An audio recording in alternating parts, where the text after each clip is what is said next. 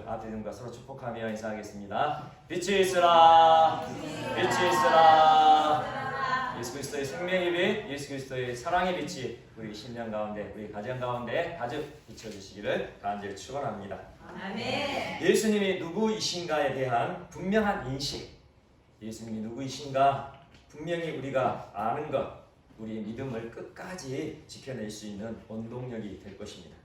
그래서 우리는 요한복음을 통하여 예수님께서 직접 자기 자신에 대해 선언하신 그 말씀들을 알아보는 시간을 갖고 있는데요. 예수님께서는 첫 번째, 나는 생명의 떡이다. 두 번째, 나는 세상의 빛이다. 세 번째, 나는 양의 문이다. 네 번째, 나는 선한 목자이다. 그리고 다섯 번째, 나는 부활이요 생명이다. 이렇게 선언하셨습니다. 이제 여섯 번째 자기 선언, 나는 길이요 진리요 생명이다. 이 예수님의 자기 선언을 우리가 맞이하게 되는데요. 이렇게 예수님의 자기 선언을 마주하는 우리 각자의 마음은 다를 거예요. 예수님은 동일하게 나는 길이요 진리요 생명이다 그렇게 선포하시고 선언하셨지만 이 선언, 이 선포를 받아들이는 우리 각자의 마음은 아마 다 다를 거예요. 그러므로 먼저 우리가 해야 할 일이 있어요. 예수님의 자기 선언을 대하는 우리들의 마음이 지금 어떠한지를 점검해 봐야 할 것입니다. 예수님께서는 자신이 어떠한 분이신지를 계속해서 선언하셨음에도 불구하고 여전히 예수님에 대해 알지 못하고 예수님에 대해 무관심한 사람들이 있었다는 것을 우리는 성경에서 발견하게 됩니다. 그러한 사람들 중에는 종교 지도자였던 바리새인들이 있었고 서기관들이 있었죠. 그리고 예수님이 베푸신 기적만을, 예수님이 베푸시는 그 이적만을 쫓아다니던 수많은 군중들이 있었습니다. 바리새인과 서기관들은 하나님에 대해 누구보다도 잘 알고 있었던 사람들이에요. 하나님이 누구이신지, 하나님이 어떠한 분이신지, 그리고 하나님이 주신 율법에 대해서도 그 누구보다도 정통하다고 자부하였던 그들. 그러나 그들의 마음은 그들의 그 견고한 전통과 그 견고한 신념으로 마음이 굳어져 있었습니다. 수많은 군중들은 또 어땠습니까? 수많은 군중들은 늘 예수님의 뒤를 뒤쫓아 다녔어요.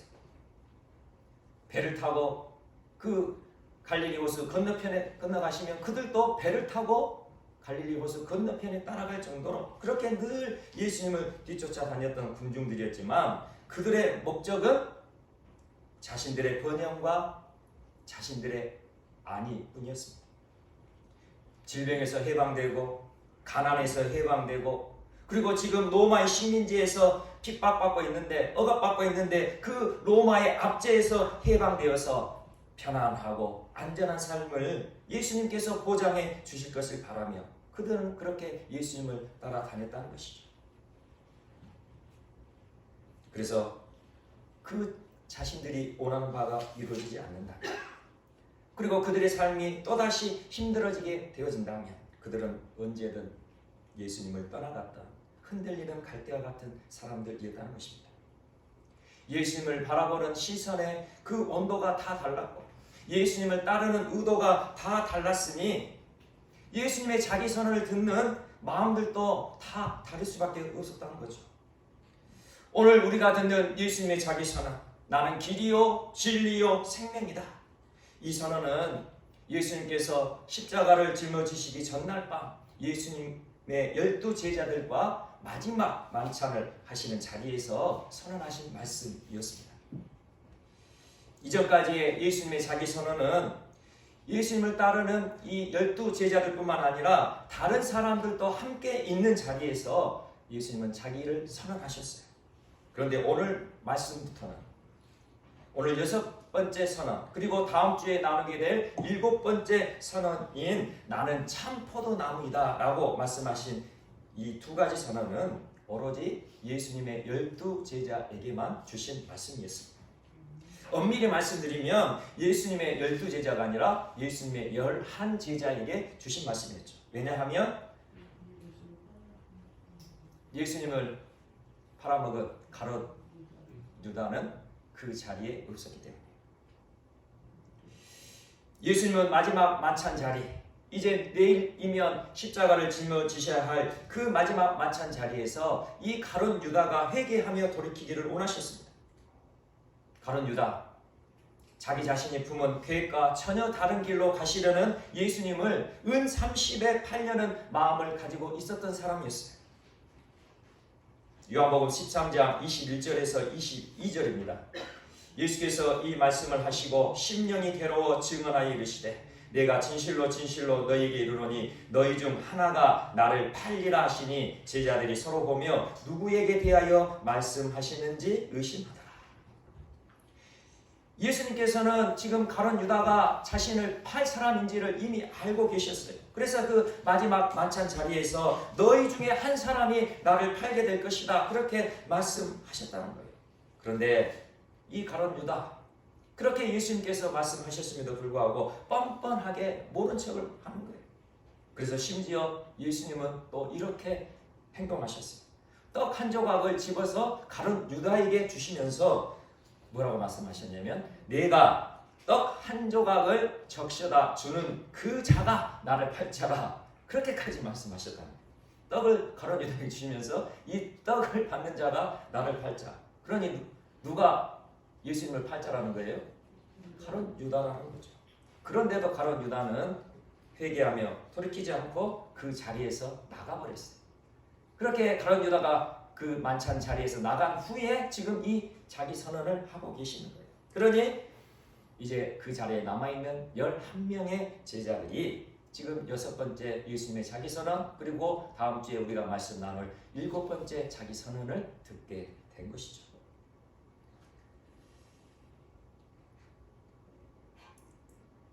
예수님은 왜 이렇게 말씀하셨을까요? 그것은 이제 마지막이에요.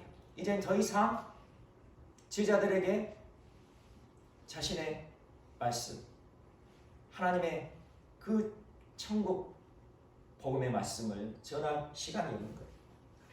그러니 이 가장 중요한 시간에 예수님은 자신의 말을 들을 수 있는 그 마음을 가진 사람, 자신의 말씀을 들을 수 있는 마음을 가진 사람, 그리고 자신의 말씀을 들을 귀를 가진 제자들에게만 지금 선포하고 있다는 것을 우리는 기억해야 합니다. 그러므로 지금 우리의 마음도 너무나도 중요한 거예요.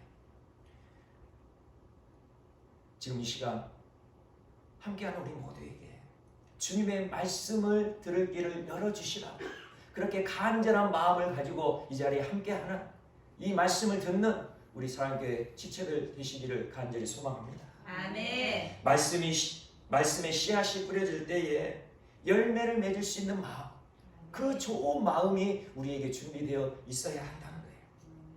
예수님께서 씨 뿌리는 비유를 통하여 우리의 마음, 우리 사람들의 마음의 상태가 어떻게 구분되어지는 것에 대해 마태복음 13장에서 이렇게 가르쳐 주셨는데요. 마태복음 13장을 보게 되면 길가와 같은 마음밭이 있고, 그리고 돌짝밭 같은 마음밭이 있고, 그리고 가시떨기가 무성하게 자라고 있는 그런 마음밭이 있고, 그리고 좋은 땅, 좋게 기경되어지고 가라가 퍼진 옥토와 같은 좋은 땅이 있다, 그렇게 말씀하셨어요. 그래서 이 말씀을 다시 설명해 주시면서 이렇게 말씀하고 계시죠. 마태복음 13장 19절에서 23절입니다.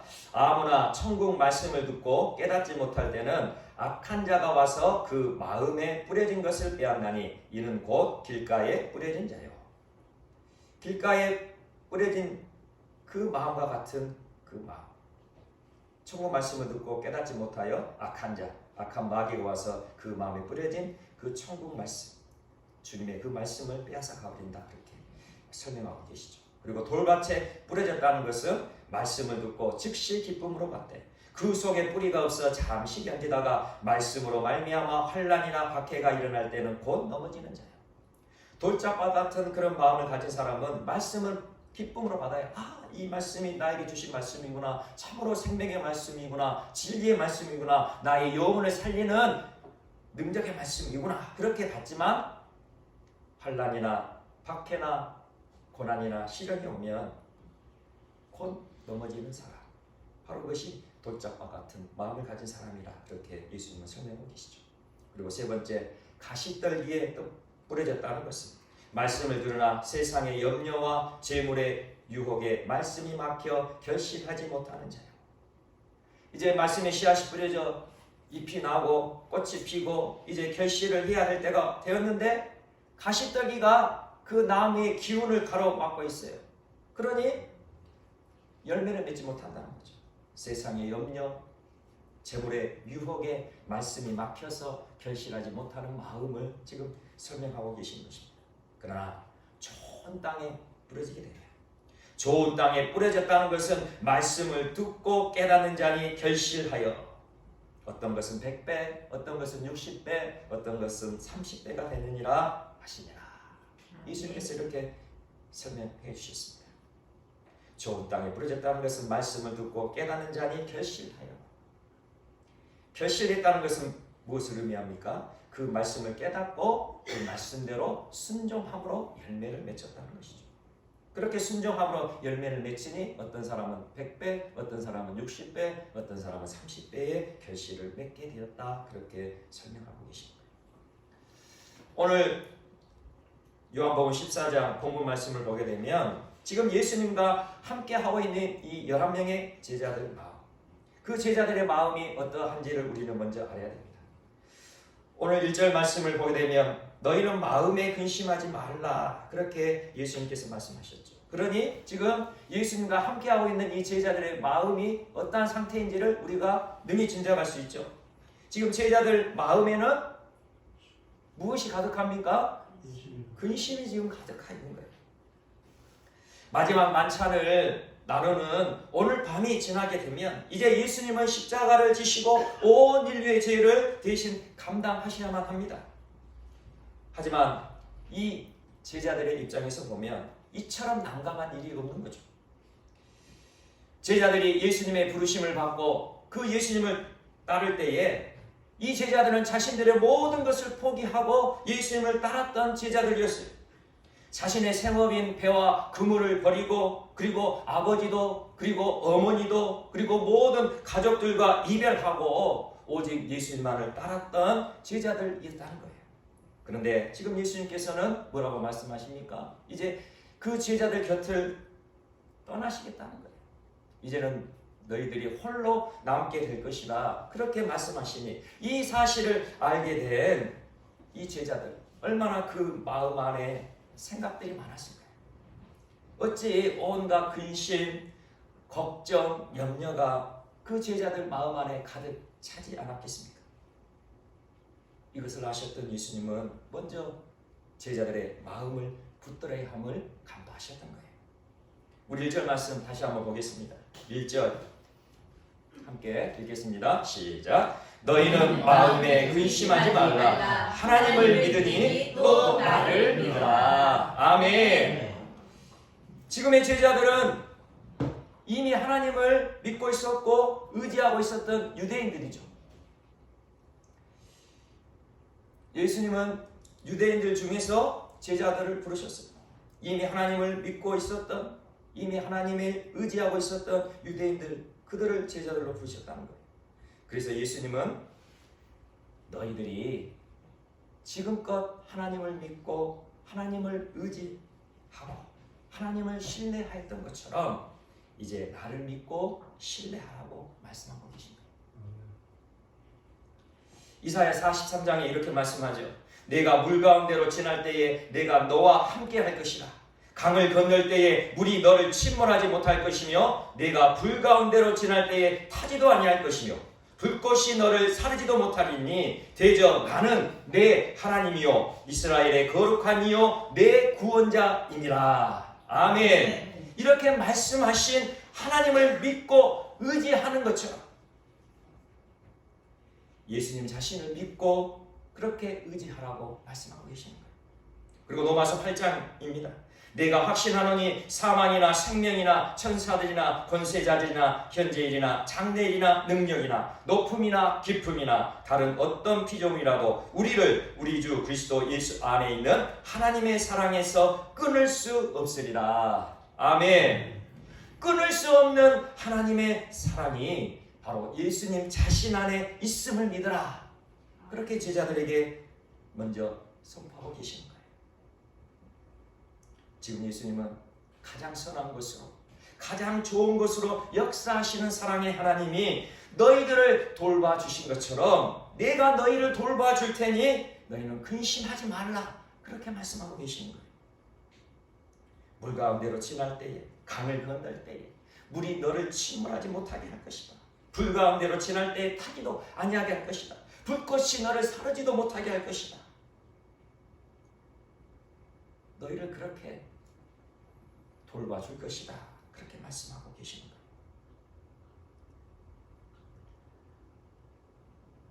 길과 같은 딱딱한 마음으로, 돌짝과 같은 그렇게 거친 마음으로, 그리고 근심과 염려로 가득 찬 가시밭과 같은 마음으로는 아무리 좋은 말씀의 씨앗이 뿌려져도 열매를 맺을 수 없기에 예수님은 미리 그 제자들의 마음을 좋은 땅으로 갈아엎어 놓으셨던 거예요. 이 자리에 함께하는 우리 모두의 마음도 주님의 말씀을 온전히 받아들이고 열매 맺는 좋은 땅으로 준비되어지시기를 간절히 축원합니다. 아멘. 이 시간 나의 마음이 정말 예수님의 마음을 온전히 받아들이고 그 주님의 말씀을 인하여 100배, 60배, 30배의 열매를 맺는 좋은 마음 되게 하여 주시옵소서. 그 간절한 마음으로 주님의 말씀을 받는다면 우리들 한 사람 한 사람 심령의 100배, 60배, 30배의 열매를 맺히게 될 줄 믿습니다. 아멘. 이어서 예수님은 선언하셨습니다. 그 좋은 마음, 그 좋은 땅으로 갈아엎어진 그 제자들의 마음에 이렇게 선언하신 거죠. 6절 말씀 우리 함께 또 읽겠습니다. 6절입니다.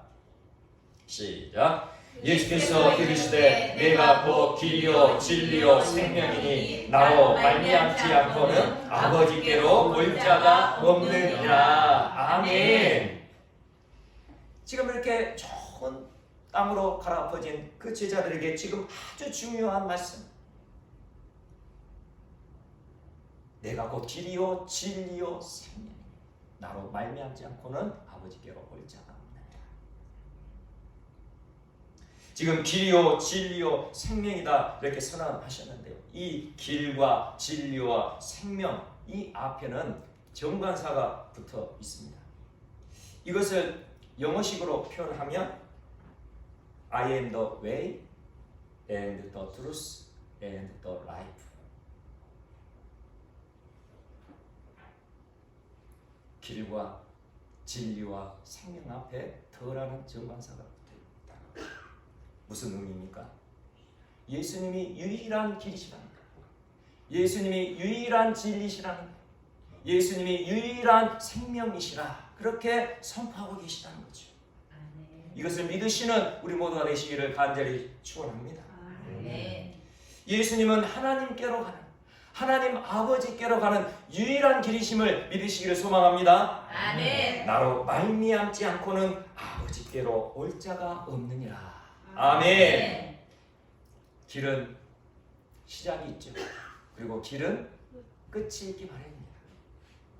길은 우리가 어디에서 시작되었고 어디로 가야 하는지, 우리의 끝이 어디인지를 분명히 알려주고 있어요.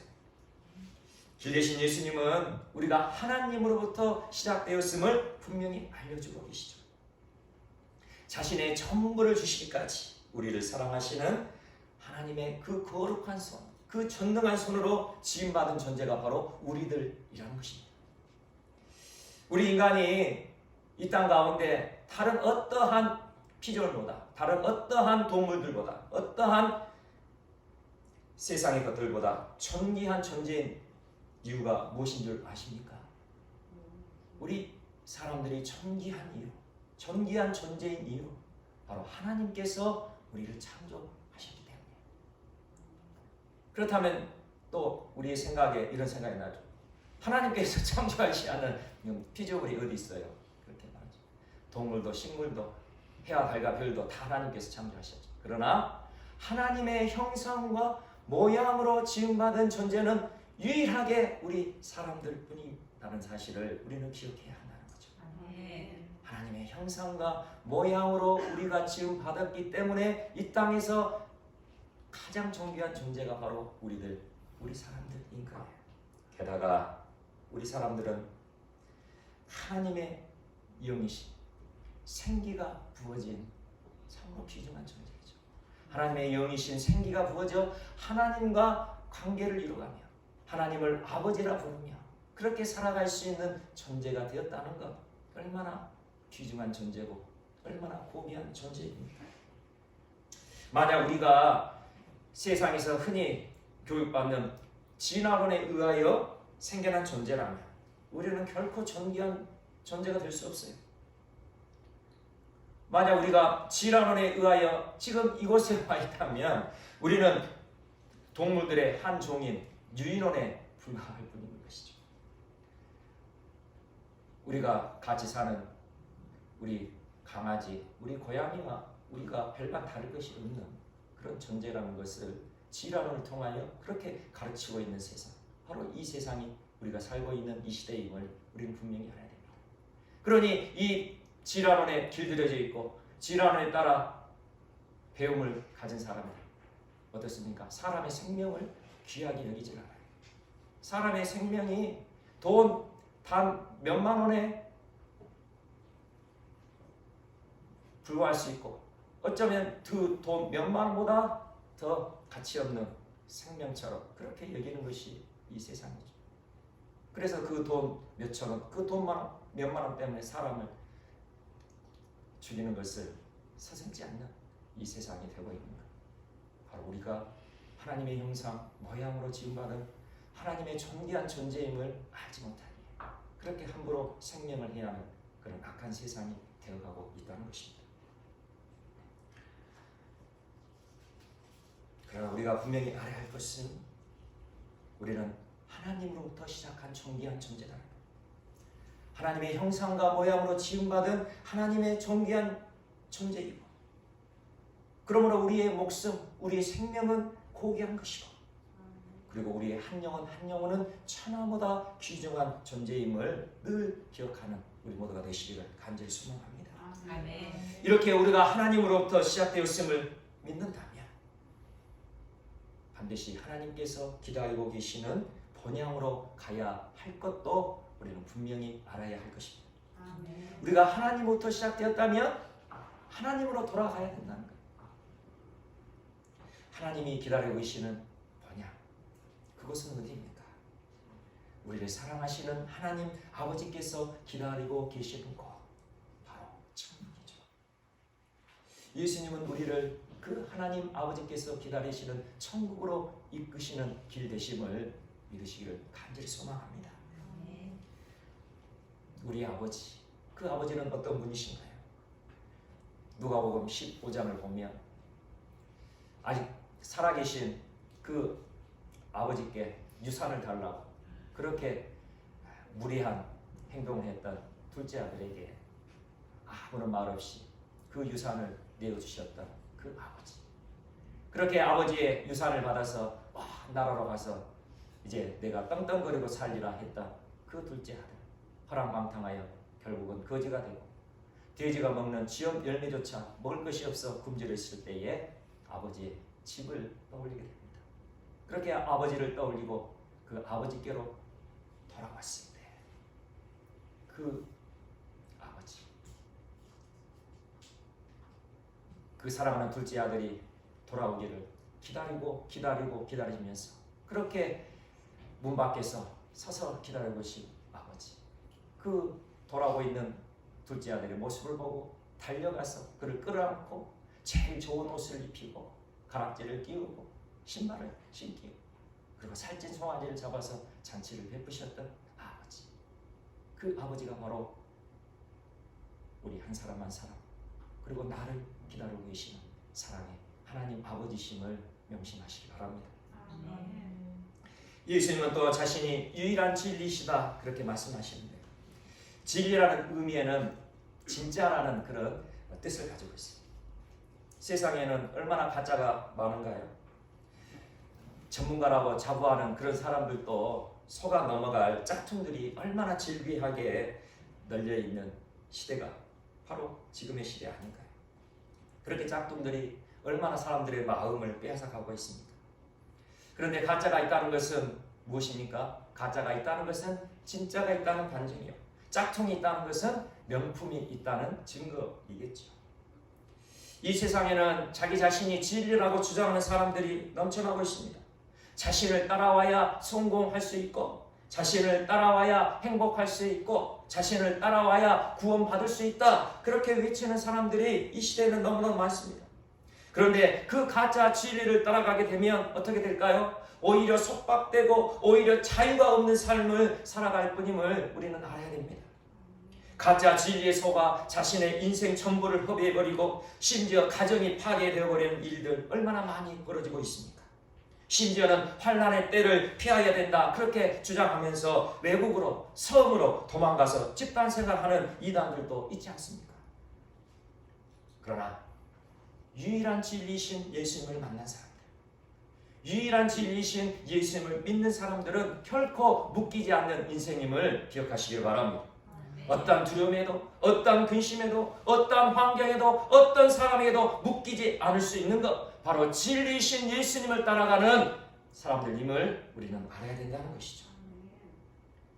유일한 진리이신 예수님을 따라가는 사람, 참된 자유를 누리는 사람들인 것입니다. 예수님께서 이렇게 말씀하셨어요. 진리를 알지니 진리가 너희를 자유케 하리라. 진리를 알지니 진리가 너희를 자유롭게 하리라. 이렇게 예수님께서 선포하셨습니다.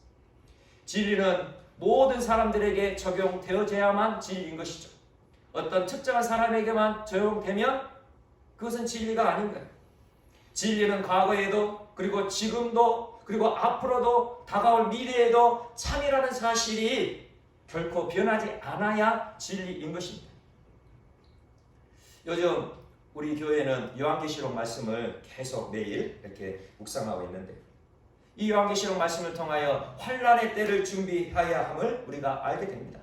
요한계시록 말씀을 묵상하면서 환난의 때를 준비해야 함을 그렇게 깨달으며, 그러면서 우리는 주님이 주시는 놀라운 위로와 주님이 주시는 놀라운 자유함을 누릴 수 있게 되는데요.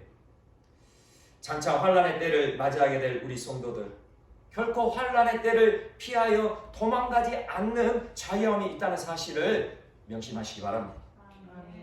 진리이신 예수님을 믿는 성도들, 진리이신 예수님을 따라가는 예수님의 제자들은 환난의 때를 피하여 두려움 중에 도망가는 삶이 아니라, 비록 오늘 당장 환난의 때가 닥쳐오더라도 오늘 주님이 주시는 생명으로 오늘을 살아낼 힘을 얻는 믿음의 사람들이기 때문입니다. 생명의 근원 되시는 예수님이 우리 안에 생명을 공급해 주시는 한 우리는 결코 죽음에 머물러 있는 존재가 아니라는 거죠.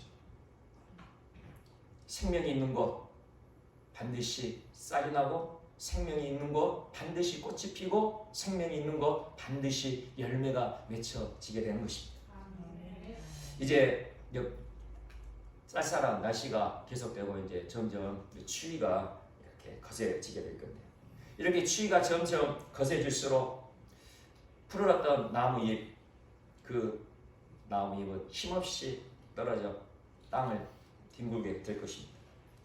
꽁꽁 얼어붙은 대지 위에 앙상한 가지만이 외롭게 서 있을 때가 오게 되겠죠.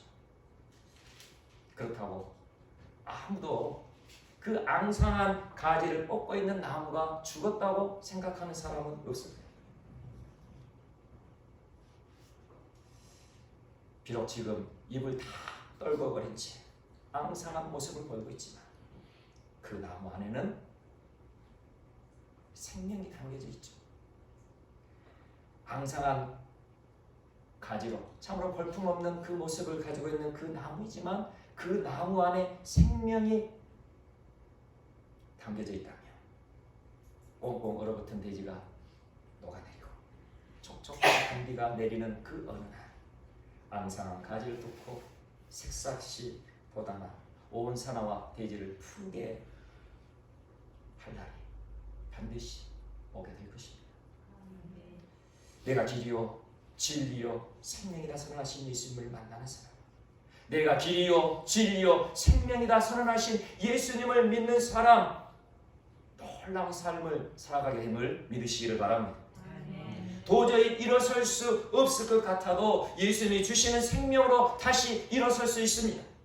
도무지 시작할 수 없을 것 같아도 예수님이 주신 생명으로 다시 시작할 수 있는 거예요.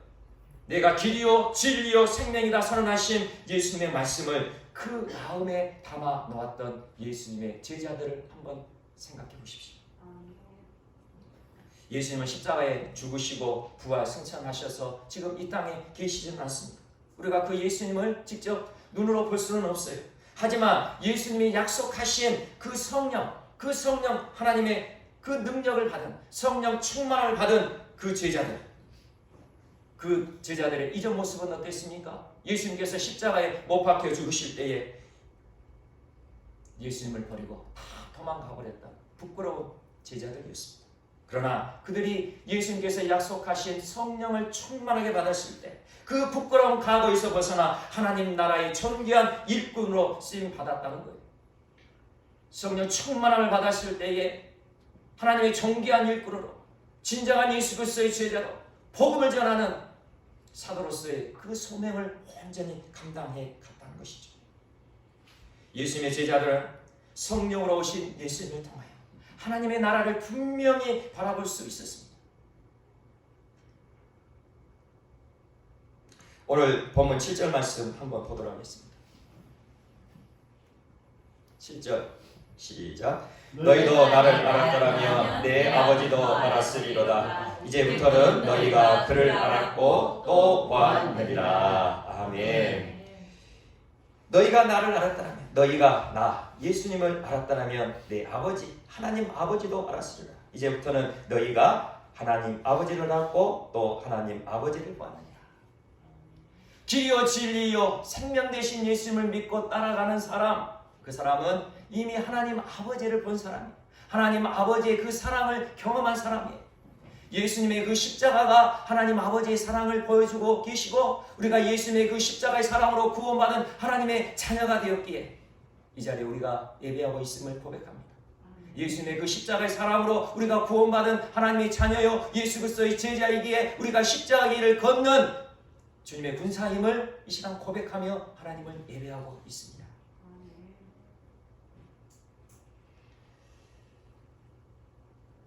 날마다 나를 구원하신 그 예수님과 함께 동행하며 살아가는 사람, 하나님의 사랑을 날마다 경험하게 될 것이고 하나님이 기다리고 계시는 하나님 나라로 똑바로 걸어갈 수 있는 생명의 능력을 얻게 될 것입니다. 오늘 남성교회 선교 헌신 예배로 드리고 있는데요, 오늘 이 말씀을 통하여 우리 남성교회뿐만 아니라 우리 사랑교회 모든 지체들 한 명은 한 명이 하나님의 나라를 향하여 똑바로 걸어갈 수 있기를 간절히 축원합니다. 사랑교회 모든 지체들마다 예수님께서 선언하신 내가 길이요 진리요 생명이다, 이 말씀을 우리 마음에 온전히 담으며 온전히 간직하며 이 말씀으로 날마다 하나님 나라를 향하여 걸어갈 수 있는, 뛰어갈 수 있는 우리 모두가 되시기를 간절히 소망합니다. 우리는 살다 보면 길목을 만날 때가 있어요. 넓은 길에서 좁아지는 길목을 만날 수 있는 거죠. 쭉 뻗은 직선로에서 굴곡진 길목을 만날 수 있는 거예요. 평탄한 길을 걷다가도 이내 울퉁불퉁 불편한 길을 만날 수 있는 거예요. 이러한 길목을 만날 때마다 우리의 마음은 근심으로 가득 찰 수밖에 없죠. 하지만 오늘 우리에게 주신 이 말씀, 오늘 우리가 나의 마음, 나의 좋은 마음에 담아 놓았던 이 말씀으로 날마다 승리해가는, 우리의 삶의 길목을 만날 때마다 믿음으로 승리해가는 우리 모두가 되시기를 간절히 축원합니다. 너희는 마음에 근심하지 말라. 하나님을 믿으니 또 나를 믿으라. 예수께서 이르시되 내가 곧 길이요 진리요 생명이니 나로 말미암지 않고는 아버지께로 올 자가 없느니라. 이 말씀을 우리의 마음에 늘 담아놓으셔서 이 진리의 말씀, 생명의 말씀으로 날마다 승리해가는 우리 모두가 되시기를 간절히 소망합니다. 하나님께로 나아가는 길목마다 내가 길이요, 내가 진리요, 내가 생명이다 선언하신 예수님과 함께 동행하며 하나님 나라의 존귀한 일꾼으로 쓰임받는 우리 모든 지체들 되시기를 간절히 축원합니다. 아멘. 이제는 우리 주 예수 그리스도의 은혜와 아버지 하나님의 그 크신 사랑과 성령 하나님의 인도하심이 날마다 길이요 진리요 생명 되신 예수 그리스도를 바라보며 그 예수 그리스도를 바라볼 때 아버지 하나님의 그 사랑 안에 거하며 아버지 하나님의 거룩한 나라 천국을 향하여 뛰어가고 달려가며 걸어가는 우리 모두가 되기를 소망하는 모든 지체들 머리 위에와 우리 가정 위에와 삶의 터전 위에 지금부터 영원까지 함께하여 주시옵기를 간절히 축원하옵나이다. 아멘.